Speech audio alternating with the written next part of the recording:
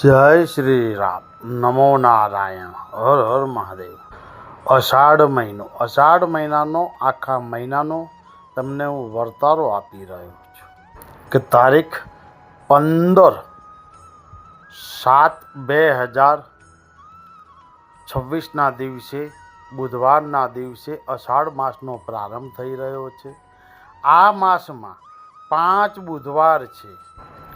5 બુધવાર હોવાથી લોકોની સુખાકારી સારી રહેશે.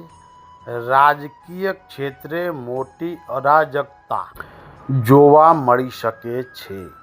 કુદરતી હોનારતોથી અસંખ્ય જીવો મૃત્યુ પામશે.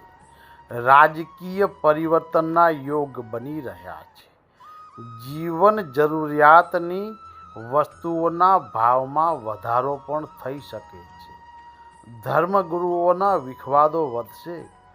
દરિયાઈ તોફાનો તેમજ ઋતુ પરિવર્તનના કારણે પર્યાવરણમાં મોટા ફેરફારો થઈ શકે છે.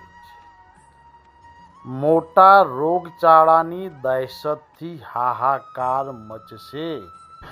કોઈ જગ્યાએ વાદળ ફાટશે, કોઈ જગ્યાએ અનરાધાર વરસાદ પણ વરસી શકે છે.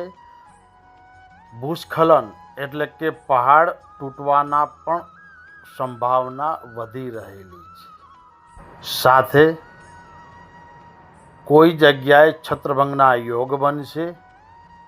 દેશ અને દુનિયાની સરહદો સળગશે.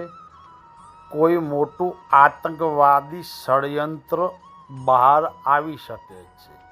કોઈ જગ્યાએ આતંકવાદી હુમલો પણ થઈ શકે છે. આ મહિનામાં